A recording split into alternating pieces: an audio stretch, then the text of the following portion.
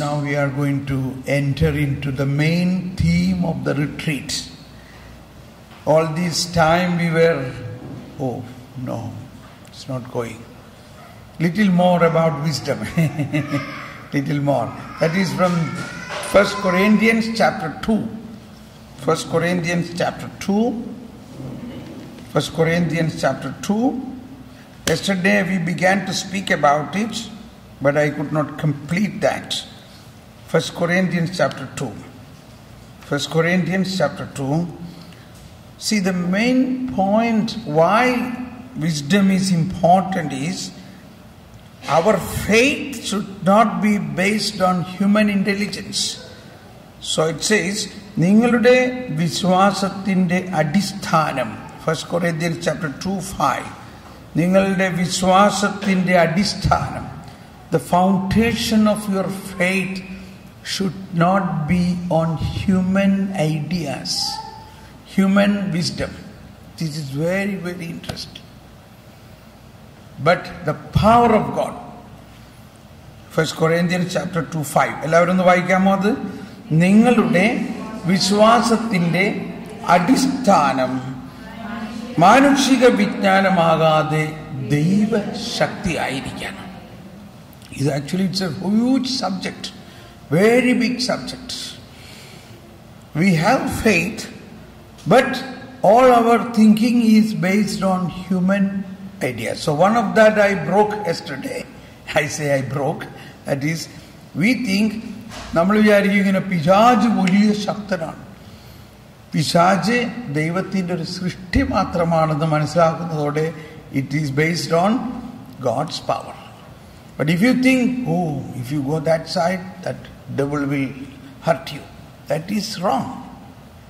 അപ്പോൾ അത് ഇന്നലെ നമ്മൾ മനസ്സിലാക്കി, devil is only a creature. Catechism 395, paragraph 395. You must read it completely. I don't explain now. In general, we must understand that. Then there are so many other convictions which are already in us.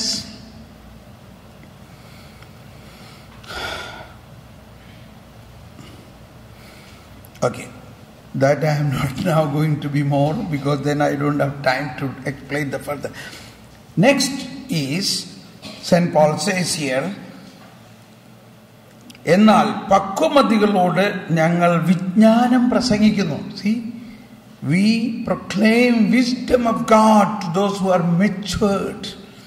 പക്ഷേ ലൗകിക വിജ്ഞാനമല്ല, ഈ ലോകത്തിൻ്റെ നാശോന്മുഖരായ അധികാരികളുടെ വിജ്ഞാനവും അല്ല, രഹസ്യവും നിഗൂഢവുമായ, അതാണ് രഹസ്യവും നിഗൂഢവുമായ ദൈവിക ജ്ഞാനമത്രേ. രഹസ്യവും നിഗൂഢവുമായ ദൈവിക ജ്ഞാനമാണ് ഞങ്ങൾ പ്രസംഗിക്കുന്നത്.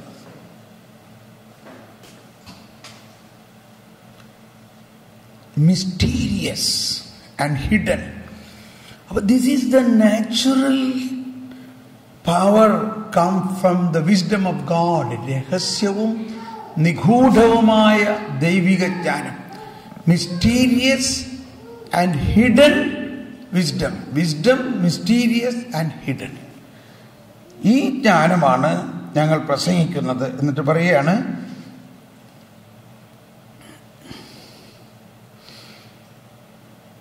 ഇത് നമ്മുടെ മഹത്വത്തിനായി യുഗങ്ങൾക്ക് മുമ്പ് തന്നെ ദൈവം നിശ്ചയിച്ചിട്ടുള്ളതാണ്. ഈ ജ്ഞാനം നിരവധി യുഗങ്ങൾക്ക് മുൻപ് നമുക്ക് ദൈവം നിശ്ചയിച്ച് തന്നിട്ടുള്ളതാണ്. Means before the many ages it is revealed to us. പക്ഷെ നമ്മൾ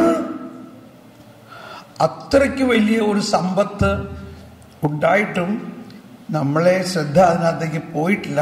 so now you must go into it. എന്നിട്ട് അടുത്ത് പറയാണ്, ദൈവം തന്നെ സ്നേഹിക്കുന്നവർക്ക് ഒരുക്കിയിരിക്കുന്നത് കണ്ണ് കാണാത്തതും കാത് കേൾക്കാത്തതും മനുഷ്യ മനസ്സ് നിരൂപിക്കുക പോലും ചെയ്യാത്ത അത്രയ്ക്ക് വലിയ കാര്യങ്ങളാണ്. എന്നാൽ അവയെല്ലാം പരിശുദ്ധാത്മാവിലൂടെ നമുക്ക് വെളിപ്പെടുത്തി തരുന്നു. എന്നിട്ട് എഴുതിയിരിക്കുകയാണ്, the Spirit scrutinizes even the secrets of God. പരിശുദ്ധാത്മാവ് ദൈവത്തിന്റെ നിഗൂഢ രഹസ്യങ്ങൾ വരെ അന്വേഷിച്ച് കണ്ടെത്തി നമുക്ക് പറഞ്ഞു തരുന്നു. അത്രയ്ക്ക് വലിയ ഒരു കൊളാബറേഷനാണ്. പരിശുദ്ധാത്മാവ് ദൈവത്തിന്റെ നിഗൂഢ രഹസ്യങ്ങൾ വരെ. Those who are good in English, I recommend you to buy this book. This is the Holy Spirit in the writings of Pope John Paul II. Okay, you can buy this in Amazon. Idile oru 100 times probably Pope has explained this word. The Spirit scrutinizes even the depth of God. ദൈവത്തിന്റെ നിഗൂഢത ആത്മാവ് search and find out to tell to us. എന്തിനാ ദൈവത്തിന്റെ നിഗൂഢ രഹസ്യങ്ങൾ നമ്മളോട് പറഞ്ഞു തരണേ? അതാണ് ദൈവത്തിന്റെ ഏറ്റവും വലിയ സന്തോഷം. Why? Because he is our dear friend. നമ്മൾ ഏറ്റവും അടുത്തൊരു സുഹൃത്തിനോട് എന്താ പറയും, നിന്നോടൊരു കാര്യം പറയാനുണ്ട്. ഞാൻ പറയില്ല, അങ്ങനെയൊന്നും പറയൂല. You come to me, I will meet. നമുക്ക് പേഴ്സണലി ഇരുന്ന് സംസാരിക്കാനുണ്ട്. എന്നിട്ട് ഇന്നേ വരെ ആ വ്യക്തി അറിയാത്തതും നമ്മൾ മറ്റാരോടും പറയാത്തതുമായ ചില രഹസ്യങ്ങൾ ആരോട് നമ്മൾ പറയും? To our intimate front.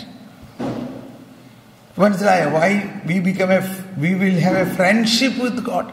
ദൈവമായിട്ടുള്ള ഒരു ഫ്രണ്ട്ഷിപ്പ് നമ്മൾ ഉണ്ടായി കഴിയുമ്പോൾ ദൈവത്തിന് നിഗൂഢ രഹസ്യങ്ങൾ ആത്മാവെന്നിൽ പകർന്നിടുന്നു.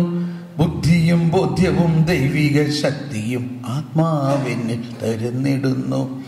ആത്മാവാണ് സഹായകൻ. ആ അർത്ഥത്തിലാണ് ആത്മാവ് നമ്മുടെ സഹായകനാണ്. ഈ സഹായകൻ എന്താ സഹായം ചെയ്യുന്നത്? ദൈവത്തിന്റെ നിഗൂഢ രഹസ്യങ്ങൾ. സ്നേഹമുള്ളവരെ, ദിസ് ഈസ് ദ ക്ലൈമാക്സ്. ഇതാണ് വിസ്ഡത്തിന്റെ ഏറ്റവും ഉന്നതമായ ഒരവസ്ഥ.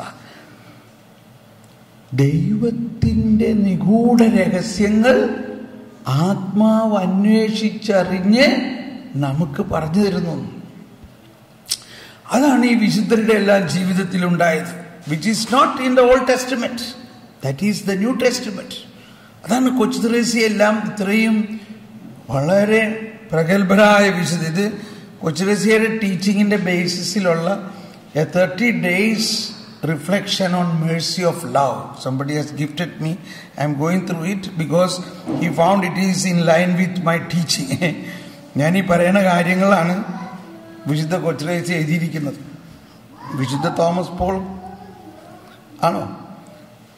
വിശുദ്ധ തോമസ് പോൾ ആണോ? ഞാൻ വിശുദ്ധ സിസ്റ്റർ ആണോ? നമ്മളെല്ലാവരും വിശുദ്ധരാണ്. നമ്മൾക്ക് ദൈവം എന്ത് വെളിപ്പെടുത്തി തരും?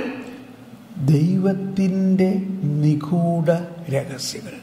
ഞാൻ ഇത്രയും പറയാൻ കാരണം, നമ്മുടെ പ്രാർത്ഥനയുടെ മുഴുവൻ ലക്ഷ്യം ഇതായിരിക്കണം. കർത്താവേ, എന്നോടൊന്ന് പറഞ്ഞതായോ, ഒന്ന് പറഞ്ഞതാ. ഇതിൻ്റെ അർത്ഥം എന്താ? നിനക്ക് ആഗ്രഹമുണ്ടെങ്കിൽ ഞാൻ പറഞ്ഞുതരാം. ഇങ്ങനെ ദൈവത്തിൻ്റെ നിഗൂഢ രഹസ്യങ്ങൾ നമുക്ക് ആത്മാവ് വെളിപ്പെടുത്തരുന്നു. നമുക്കൊന്ന് കണ്ണടച്ച് ഇങ്ങനെ പ്രാർത്ഥിക്കാം. പരിശുദ്ധാത്മാവേ, ദൈവത്തിൻ്റെ ആത്മാവേ, ദൈവാത്മാവേ, ദൈവാത്മാവിനല്ലേ ദൈവത്തിൻ്റെ രഹസ്യങ്ങൾ അറിയൂ.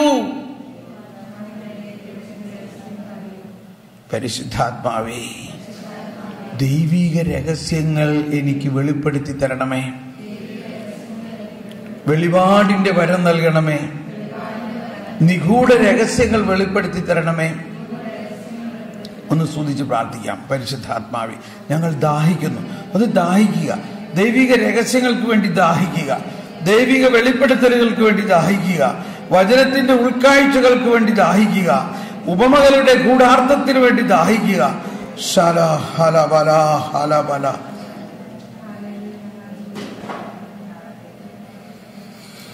ദൈവത്തിൻ നിഗൂഢ രഹസ്യങ്ങൾ ആത്മാവെന്നിൽ പകർന്നിടുന്നു. ബുദ്ധിയും ബോധ്യവും ദൈവിക ശക്തിയും ആത്മാവെന്നിൽ ചൊരിഞ്ഞിടുന്നു. അതാണ് നമ്മൾ കുർബാനയിലുള്ള ഒരുപാട് പ്രാർത്ഥനകളിൽ ഒരുപാട് പ്രാവശ്യം നിഗൂഢവും വിസ്മയാവഹവും എന്നൊക്കെ പറയുന്നത്. It is so. സർവജ്ഞനായ ഭരണകർത്താവും അങ്ങയുടെ ഭവനത്തിൽ വസിക്കുന്നവരുടെ വിസ്മയനീയനായ പരിപാലകൻ. എന്തുകൊണ്ടാ? ഈ ദൈവഭവനത്തിൽ ആയിരിക്കുന്ന നമുക്ക് ദൈവത്തിൻ്റെ നിഗൂഢ രഹസ്യങ്ങൾ അറിയാൻ ഇറ്റ് ഈസ് അവർ റൈറ്റ്. അത് നമുക്ക് അറിയാനുള്ള എന്താ പറയാ, അവകാശമുണ്ട്. Thank you. അവകാശമുണ്ട്. അപ്പം നമ്മളുടെ പ്രാർത്ഥനയെല്ലാം ആ ഡയറക്ഷനിലായിരിക്കണം. ഉദാഹരണത്തിന് ബ്രേക്ക്ഫാസ്റ്റ് സമയത്ത് നമ്മൾ പിതാവും പുത്രനും പരിശുദ്ധാത്മാവിൻ്റെ അടുത്ത് ചെല്ലണം. നമ്മൾ സാധാരണഗതിയിൽ പണ്ടത്തെ സ്വഭാവമാണെങ്കിൽ പറയും, അയ്യോ ഞാൻ നിങ്ങളുടെ കൂടെ ഇരിക്കില്ല, നിങ്ങൾ വലിയ ആൾക്കാരല്ലേ, ഞാൻ അവിടെ പുറത്ത് നിന്ന് കഴിച്ചോളാം എന്ന് പറയും.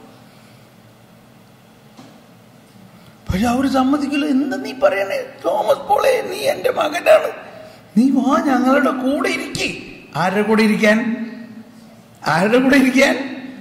പിതാവിൻ്റെയും പുത്രൻ്റെയും പരിശുദ്ധാത്മാവിൻ്റെ.